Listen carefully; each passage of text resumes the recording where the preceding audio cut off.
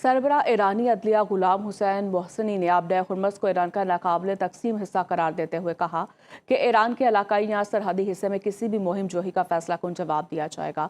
उन्होंने कहा, सियासत और जंग दोनों में ही ट्रंप शिकस्त खुर्दा है। फजूल बात और शोखियाँ बिगाड़ कर ट्रंप अपने मुतनफ़िर जहन को तस्कीन देते हैं। ट्रंप और उनके मुशीर जान ले कि मुतकब्बिर अमेरिका कभी हुर्मस पर कदम नहीं रख सकेगा। अरबों डॉलर मालिक के तैयारों बरदार जहाज जो काम न कर सके वो सोशल मीडिया पैगाम भी नहीं कर सकता।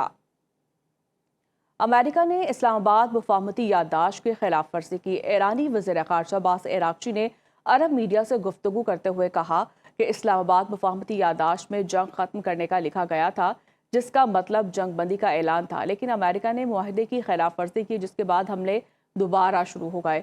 हम अभी तक इसे जंग बंदी नहीं समझते। अपने हुर्मस पर ईरान और ओमान में मुआहदा तय पा गया। तर्जुमान ईरानी वजारत खारिजा इस्माइल बकाई के मुताबिक अपने हुर्मस के नए ट्रैफिक प्लान पर दोनों ममालिक रजामंद हैं। अमरीकी रुकावटों के बावजूद ईरान और ओमान में बातचीत मुस्बत रही। गुफ्तगू में दोनों ममालिक की मुसल्लह फौज के नुमाइंदे शरीक हुए। मुआहदे पर दस्तखत की तकरीब जल्द मुनाकिद होगी। अपने हुर्मस पर ईरान और ओमान में मुआहदा तय पा गया। तर्जुमान ईरानी वजारत खारिजा इस्माइल बकाई के मुताबिक अपने हुर्मस के नए ट्रैफिक प्लान पर दोनों ममालिक रजामंद हैं।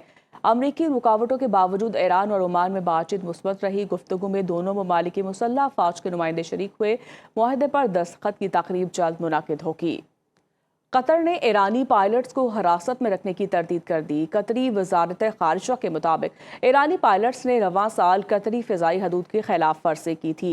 ईरानी वजारत खारिजा के मुताबिक इमदादी टीमों ने एक पायलट की बाक़ियात दरियाफ्त की थी। ईरान ने कतर पर इल्ज़ाम लगाया था कि उसने ईरान के 3 पायलट्स की हिरासत में रखा हुआ है। ईरानी मीडिया के मुताबिक अमेरिका इसराइल ईरान जंग के दौरान ईरान के 3 पायलट्स मार्च से लापता थे। कतरी मुसल्लह फौज ने तीनों ईरानी पायलट्स को गिरफ्तार कर लिया था। मार्च में अमेरिकी फौज के साथ झड़प में फाइटर जेट SU-24 के तीनों पायलट्स जहाज तबाह होने पर पैराशूट के जरिए कतर के करीब गिरे थे।